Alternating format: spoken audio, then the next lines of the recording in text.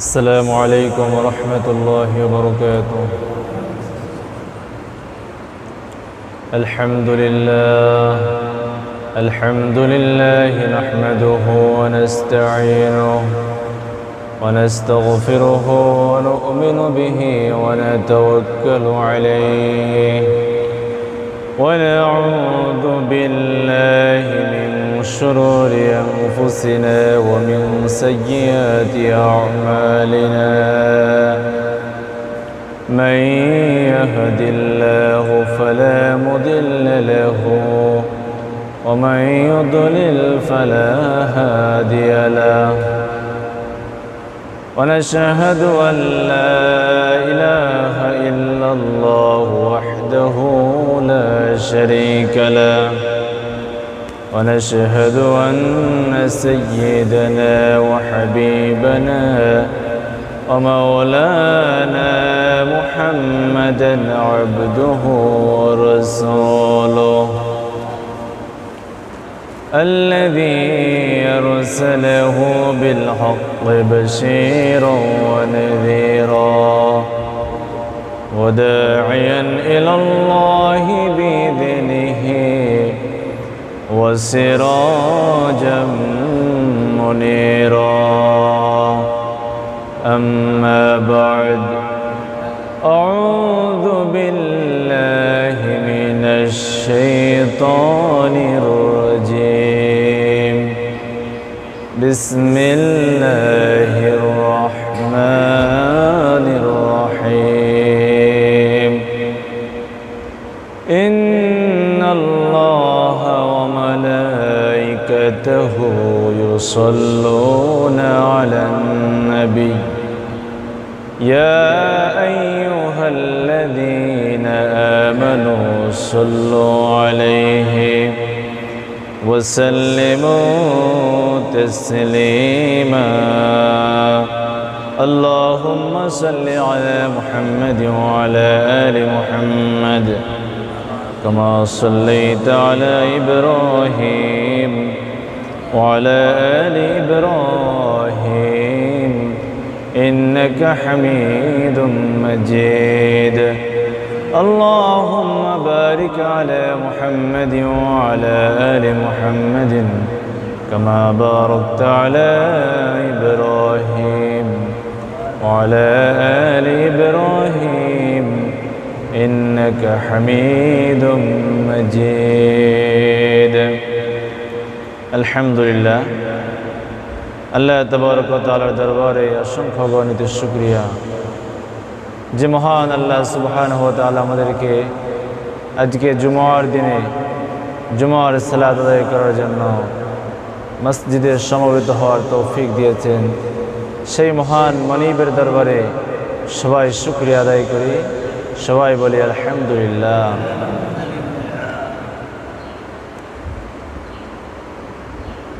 এখন আরবি যে মাস চলতেছে, এই মাসের নাম কি মাস? রবিউল আউয়াল। এই মাসের নাম, এই মাস হলো আমাদের প্রিয় নবী মুহাম্মদ সাল্লাল্লাহু আলাইহি ওয়াসাল্লামের এই পৃথিবীতে আসার এবং যাওয়ার মাস। নবীজি সাল্লাল্লাহু আলাইহি ওয়াসাল্লাম তার ইন্তেকালের তারিখ ছিল 12ই রবিউল আউয়াল, কিন্তু আমরা অনেকে তার জন্ম তারিখ হিসেবে 12ই রবিউল আউয়াল জানি, কিন্তু এটা নিয়ে মতভেদ আছে। কারণ সেই সময়ে সেই যুগে জন্ম তারিখের তেমন একটা প্রয়োজন ছিল না। জন্ম তারিখ, জন্ম সনদের তেমন একটা গুরুত্ব ছিল না সেই যুগে, যার কারণে মানুষ জন্ম তারিখ লিখে রাখত না। আর জন্মদিন পালন করা এটা যদি খুব গুরুত্বপূর্ণ কিছু হতো, যে জন্মদিন পালন করতে হবে, নবীজির জন্মদিন তোমাদেরকে পালন করতে হবে, তাহলে আল্লাহ তাআলা নিশ্চয়ই জন্মদিনের তারিখ জানিয়ে দিতেন। আল্লাহ কোরআনের ভিতরে নবীর জন্ম তারিখ কবে, কোন মাসে, কত তারিখে, এটা আল্লাহ রাব্বুল আলামিন তিনি কোথাও উল্লেখ করেননি, বলে দেননি। আর নবীজির হাদিসেও বর্ণিত নেই যে নবীজির জন্ম তারিখ ঠিক যে রবিউল আউয়ালের 12 তারিখ। এই জন্য যেহেতু বিষয়টি স্পষ্ট নেই, তাই এটা নিয়ে মতভেদ আছে, ঐতিহাসিকদের মধ্যে মতভেদ আছে। কিন্তু নবীজির ইন্তেকালের তারিখ যে 12 রবিউল আউয়াল, এতে কোনো সন্দেহ নেই। এ ব্যাপারে সবাই একমত। কিন্তু জন্ম তারিখের বিষয়টি তখন কি আর মানুষ জানতো যে আমিনার একটা সন্তান হয়েছে, মা আমিনার একটা সন্তান হয়েছে, সেই সন্তানটি এতিম, দুনিয়া আসার আগেই তার বাবা মারা গিয়েছে, আর এই বাচ্চাটি ভবিষ্যতে নবী হবে, এটা কি আর মানুষ জানতো? মানুষ যদি জানতো তাহলে তো লিখে রাখতো তার জন্ম তারিখ।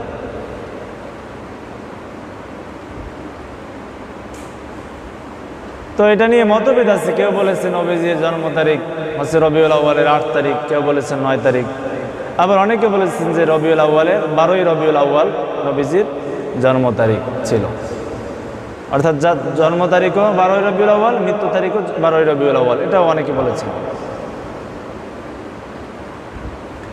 কিন্তু আমাদের নবীজি সাল্লাল্লাহু আলাইহি সাল্লামের আসা এবং যাওয়ার মাস ছিল এটি, এই 12 রবিউল আউয়াল। তার মতো কোনো ব্যক্তি এই পৃথিবীতে আসে নাই আর আসবে না। আল্লাহ রাব্বুল আলামিন তাকে এমনভাবে সৃষ্টি করেছেন, যাকে আল্লাহ রাব্বুল আলামিন তিনি রহমাতাল লিল আলামিন বলেছেন। সমগ্র জগতের জন্য তিনি রহমান। সবাই বলে সুবহানাল্লাহ। ওমা আরসালনাকা ইল্লা রাহমাতাল লিল আলামিন। হে নবী, আপনাকে গোটা বিশ্ব জগতের জন্য রহমত স্বরূপ প্রেরণ করা হয়েছে।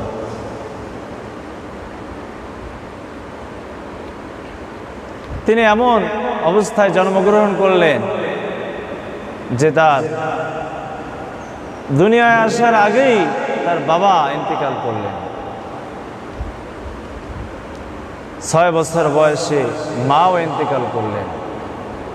এরপরে তার লালন পালনের দায়িত্বভার গ্রহণ করলেন চাচা দাদা আব্দুল মুত্তালিব। আব্দুল মুত্তালিব তিনিও 8 বছর বয়সে তিনি ইন্তেকাল করলেন। এরপরে যখন তার বয়স 8 হয়ে গেল, তখন তার লালন পালনের দায়িত্বভার গ্রহণ করলেন চাচা আবু তালিব। এবং আবু তালিব দীর্ঘদিন পর্যন্ত বেঁচে ছিলেন, নবীজি প্রাপ্ত হওয়া বয়স পর্যন্ত। এবং আবু তালিব ছিলেন নবীজির অভিভাবক। যদিও দুর্ভাগ্যক্রমে আবু তালিব মুসলমান হয়েছিলেন না। আবু তালিব মুসলমান হয়েছিলেন না, কিন্তু নবীজিকে অনেক ভালোবাসতেন, নিজের সন্তানের চাইতেও বেশি ভালোবাসতেন চাচা আবু তালিব। ভালো কিছু খাবার নবীজিকে চুপি চুপি দিতেন, যেহেতু তিনি এতিম মানুষ ছিলেন। তার ফ্যামিলিতে অনেক লোক ছিল, আবু তালেবের ফ্যামিলিতে অনেক লোক ছিল, তাই তাকে অনেক সময় চুপি চুপি কিছু ভালো খাবার দিতেন। ভালোবাসতেন, নিজের সন্তানের চাইতেও বেশি ভালোবাসতেন।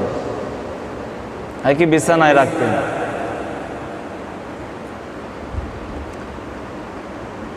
নবীজি সাল্লাল্লাহু আলাইহি ওয়াসাল্লাম তিনি ছোটবেলা থেকেই ছিলেন সত্যবাদিতা, আমানতদারিতা, এবং তিনি ওয়াদা কখনো ভঙ্গ করতেন না। ন্যায় বিচারক ছিলেন, কখনো কোনো অন্যায় করেননি। তাকে কাফেররা, যারা আরবের কাফের ছিল, সেই কাফেররাই তাকে একটা উপাধি দিয়েছিল মুহাম্মদ সাল্লাল্লাহু আলাইহি সাল্লামকে। সেই উপাধিটার নাম কি? আলামিন, মানে হলো যিনি বিশ্বস্ত। এমন বিশ্বস্ত যে যিনি বিশ্বাসঘাতকতা করতে পারেন এমনটি কল্পনাও করা যায় না, এমনটি ভাবাও যায় না। তাকে বলা হয় আলামিন। অবস্থা এমন হলো যে মুহাম্মদ নামটি চাপা পড়ে গেল, বরং আলামিন নামটি বেশি প্রসিদ্ধ লাভ করল। সবাই তাকে আলামিন বলে ডাকতে লাগলো। বিশ্বস্ত ব্যক্তি, নবুয়ত লাভ করেছেন 40 বছর বয়সে। এই 40 বছর পর্যন্ত মানুষ সাধারণত 15 বছরের পর থেকে 20 বছর 25 বছর, এই বয়সটা যৌবনের যে বয়সটা, এই বয়সে আমরা কতই না গুনার কাজ করে থাকি। কিন্তু তিনি নবুয়তের আগেও কখনো কোনো গুনাহ করেননি, নবুয়তের পরেও তিনি কোনো গুনাহ করেননি। কেমন ব্যক্তি ছিলেন যে নবুয়ত পাওয়ার পরে স্ত্রীর কাছে এসে বলছে, স্ত্রী সাথে সাথে ঈমান গ্রহণ করলেন, এক মুহূর্ত দেরি করলেন না। বললেন, আমি আগেই বুঝতে পেরেছি আপনি কোনো সাধারণ মানুষ নয়, সাধারণ মানুষের চরিত্র এমন হতে পারে না, আপনি যে একজন নবী হতে পারেন, এটা আমি অনেক আগেই চিন্তা ভাবনা করেছি, কল্পনা করেছি। কারণ একজন সাধারণ মানুষের চরিত্র এমন হতে পারে না। নবীদেরকে চেনা যাইত 3টি জিনিসের মাধ্যমে।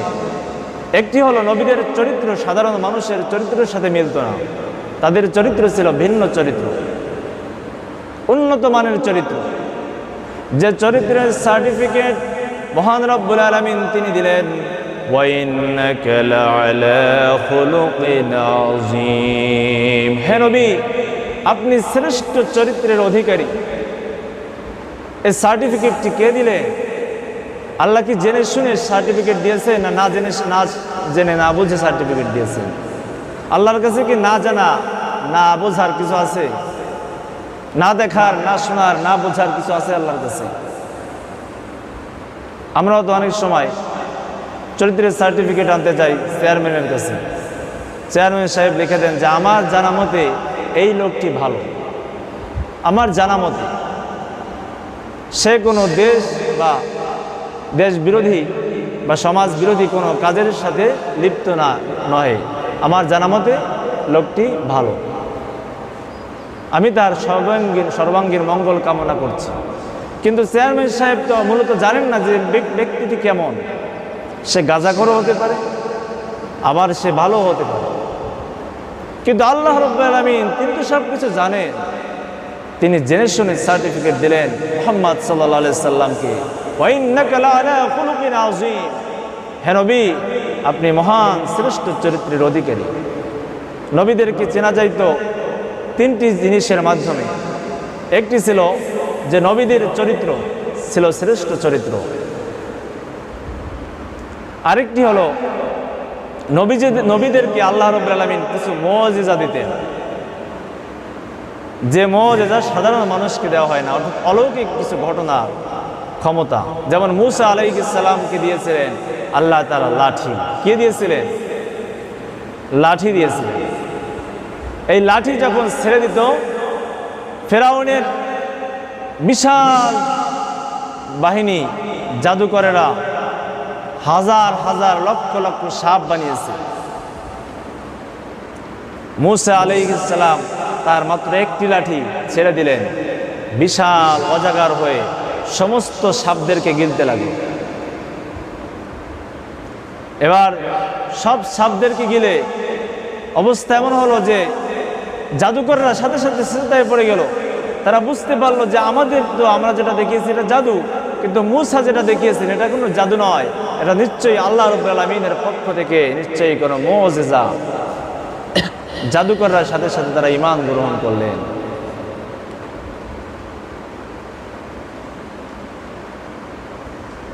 তো এক এক নবীকে এক একটা মুজিজা দেওয়া হইতো। আমাদের নবীজি সাল্লাল্লাহু আলাইহি সাল্লামকে মুজিজা হিসেবে দিয়েছেন আল্লাহ তাআলা কুরআনুল কারীম। সমস্ত নবীরা তারা ইন্তেকালের পরে মুসা আলাইহিস সালামের লাঠি দুনিয়ায় থেকে রয়ে গেছে, কিন্তু এই লাঠি দিয়ে আর কেউ সাপ বানাইতে পারেনি, এই লাঠি আর কোনো কেউ কাজে লাগাইতে পারেনি। কিন্তু আমাদের নবীজি সাল্লাল্লাহু আলাইহি সাল্লাম ইন্তেকাল করেছেন, কুরআনুল কারীম এই মুজিজা রয়ে গিয়েছে। এটা কিয়ামত পর্যন্ত থাকবে। কোরআন হলো এমন কিতাব, এমন মুজিজার কিতাব, যেই কিতাবের মাধ্যমে মানুষ এই কোরআনের ভুল ধরতে যারা এসেছে, দেখি কোরআনের ভিতরে কত ভুল আছে। বড় বড় বিজ্ঞানী যারা, বড় বড় দার্শনিক, বড় বড় পৃথিবীর জ্ঞান বিজ্ঞানী ব্যক্তি যারা, যাদের বড় বড় মাথা রয়েছে, অনেক বড় জ্ঞান বুদ্ধি রয়েছে, তারা কোরআন নিয়ে গবেষণা করেছে। বর্তমান গবেষণার সবচেয়ে বড় যন্ত্র হলো কম্পিউটার। এই কম্পিউটারে আপনার যেই জিনিস মানুষ শত শত বছর ধরে একটা জিনিসকে হিসাব কিতাব করবে, কম্পিউটার কয়েক মিনিটে সেই হিসাব করে দেবে। এটা হচ্ছে বিজ্ঞানের এক আশ্চর্য আবিষ্কার। এই কম্পিউটারের ভিতরও গোটা কোরআনকে রেখে দিয়ে বিজ্ঞানীরা প্রশ্ন করেছে যে, হে কম্পিউটার, তোমার ভিতরে যে গ্রন্থটি দিয়েছি, এই গ্রন্থটি সে দাবি করছে যেটা কোনো মানুষের তৈরি করা গ্রন্থ নয়, তাহলে এই গ্রন্থটি কোথা থেকে আসলো? তুমি একটু গবেষণা করে দেখো। কম্পিউটার গবেষণা করে দেখেছে মানুষের একটা ব্রেনের যে একটা স্ট্যাটাস, এটাও কম্পিউটারকে জানিয়ে দেওয়া হয়েছে। রচনা করার যে মানুষের একটা ক্ষমতা, কম্পিউটার গবেষণা করে দেখেছে যে মানুষের ব্রেনের যে স্ট্যাটাস, মানুষের ব্রেনের যে ধারণ ক্ষমতা, উদ্ভাবনী ক্ষমতা, রচনা করার ক্ষমতা, এই ক্ষমতা দিয়ে কোরআনের মতো মহাজ্ঞানী মহাবিজ্ঞানময় গ্রন্থ এটা রচনা করা কখনোই সম্ভব নয়। কোরআনের একটি আয়াত রচনা করা সম্ভব নয়। তো নবীদেরকে 2 নম্বরে যেটা দেওয়া হতো সেটি ছিল মুজিজা, আর নবীদেরকে 1 নম্বরে দেওয়া হইতো উত্তম চরিত্র, 2 নম্বরে মুজিজা, আর 3 নম্বরে নবীদেরকে দেওয়া হইতো ওহী। ওহী নবীদেরকেই কেবলমাত্র দেওয়া হয়, সাধারণ মানুষকে ওহী দেওয়া হয় না। মুসা আলাইহিস সালামের কওম তারা বলতেছে যে, তুমি তো আল্লাহর সাথে কথা বলো, আমাদেরকেও নিয়ে যাইতে হবে, আমরাও আল্লাহরে দেখব, তারপরে ঈমান আনব। আল্লাহর কাছে মুসা আলাইহিস সালাম বললেন, আল্লাহ রাব্বুল আলামিন বলেন যে, হে মুসা, তারা আমাকে কিভাবে দেখবে? তুমিই তো আমাকে দেখতে পারো, তুমি তো আমার সাথে কথা বলো, তোমার জাতিরা কিভাবে আমাকে দেখবে? আমাকে দেখা সম্ভব নয়, এই দুনিয়ার চক্ষু দিয়ে আমাকে দেখা সম্ভব নয়। বলে তারা দাবি করেছে আল্লাহ অন্তত আপনার কথাগুলো তারা শুনতে চায়। তারা 70 জন লোক বাছাই করে মুসা আলাইহিস সালামের সাথে দিয়ে দিলেন, দূরে দাঁড়িয়ে শুনলো আল্লাহর সাথে কথা হচ্ছে মুসা আলাইহিস সালামের সাথে। তারা শুনে এসে বলল যে, কি একটা কথা আমরা শুনলাম, এটা যে আল্লাহর না কার কথা, এটা তো আমরা কিছুই বুঝলাম না। আল্লাহ বলেন যে, আমি তো আগেই বলছি তোর জাতিরা আমার দেখলেও ঈমান আনতো না, এরা ঈমান আনবে জাহান্নামে আগুনে জ্বলার পরে তারা ঈমান আনবে।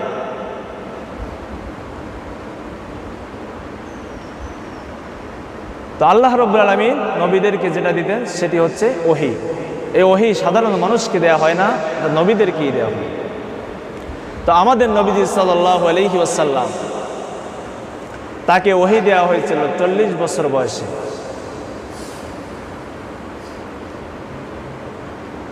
নবীজি সাল্লাল্লাহু আলাইহি ওয়াসাল্লাম 40 বছর বয়সে ওহী পাইলেন। ওহী পাওয়ার পরে, নবুয়তি পাওয়ার পরে মা খাদিজা রাদিয়াল্লাহু তাআলা আনহার কাছে এসে বললেন, খাদিজা রাদিয়াল্লাহু তাআলা আনহার সঙ্গে সঙ্গে ঈমান আনলেন, সঙ্গে সঙ্গে পড়লেন লা ইলাহা ইল্লাল্লাহু মুহাম্মাদুর রাসূলুল্লাহ।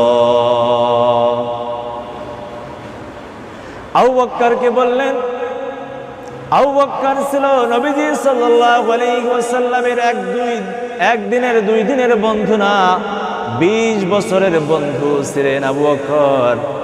একজন বন্ধু 20 বছর ধরে আরেকজন বন্ধুকে চিনতে মোটেও বাকি থাকে না। কি বাকি থাকে? একজন বন্ধু আরেকজন বন্ধুকে সে ভালোভাবেই চেনে যে আমার ওই বন্ধু কেমন। মানুষের চরিত্র কিছু কিছু মানুষের কাছে লুকানো যায় না, স্ত্রীর কাছে, বন্ধুর কাছে, তাদের কাছে চরিত্র, আসল চরিত্র লুকানো যায় না।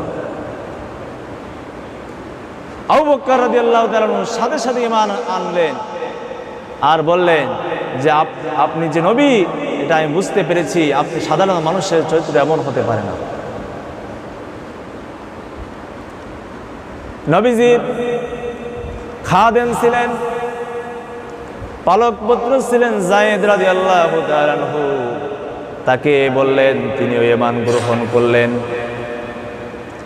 একজন মানুষ তার চরিত্র কেমন এটা তার বাড়ির কাজের লোক যে সে জানে, যে তার সাথে কি ব্যবহারটা করা হয়, তার সাথে কি ব্যবহারটা করা হয় সে জানে। তো নবীজি সাল্লাল্লাহু আলাইহি ওয়াসাল্লাম তিনি এমন মানুষ ছিলেন। হযরত আনাস রাদিয়াল্লাহু তাআলা আনহু বলেন, আমি 10 বছর নবীজির খেদমত করেছি, 10টি বছরের ভিতরে নবীজি কোনোদিন আমাকে একটা ধমক দিলেন না, কোনোদিন একটা ধমক দিলেন না, যেটা করছো কেন, এটা করো নাই কেন, এটা কোনোদিনও বললেন। সুবহানাল্লাহ, কি চরিত্র আল্লাহ রাব্বুল আলামিন তাকে দিয়েছিলেন। নবীজি সাল্লাল্লাহু আলাইহি ওয়াসাল্লাম তিনি নিজে কষ্ট করেছেন, আরেকজনকে কষ্ট হতে দেন নেই। নিজে না খেয়ে থেকেছেন, নিজে না খেয়ে আরেকজনকে খাবার খাওয়াইছেন। তিনি ছোটদের সাথে ভালো ব্যবহার করতেন, বড়দের সাথে ভালো ব্যবহার করতেন, সমবয়সী যারা ছিল তাদের সাথেও ভালো ব্যবহার করতেন, সবার সাথেই তিনি ভালো ব্যবহার করতেন। মানুষকে তিনি আগে সালাম দিতেন, শিশুদের সাথে হাসি মুখে কথা বলতেন। নবীজি সাল্লাল্লাহু আলাইহি ওয়াসাল্লাম এত কষ্ট করেছেন জীবনে যে তিনি জন্মের আগেই তিনি এতিম হয়েছেন, জন্মের আগেই তার বাবা মারা গিয়েছে। তারপরে 6 বছর বয়সে মা ইন্তেকাল করলেন, 8 বছর বয়সে দাদা আব্দুল মুত্তালিব ইন্তেকাল করলেন। নবীজি সাল্লাল্লাহু আলাইহি সাল্লামকে কাফেররা অনেক নির্যাতন করেছে, তার বাড়ি ঘর ছেড়ে হিজরত করে মক্কা থেকে মদিনায় চলে আসতে হয়েছে। এত জুলুম, এত নির্যাতনের করার পরেও নবীজি সাল্লাল্লাহু আলাইহি ওয়াসাল্লাম কখনো কারো প্রতি কখনো রাগান্বিত হয়ে কথা বলেন নাই। একটা মানুষ যখন কষ্টে থাকে তখন ওই মানুষটির মেজাজ কি গরম থাকে নাকি ঠান্ডা থাকে? একটি মানুষ যখন কষ্টে থাকে তখন কিন্তু সে রাগান্বিত থাকে, তার মেজাজটা ভালো থাকে না।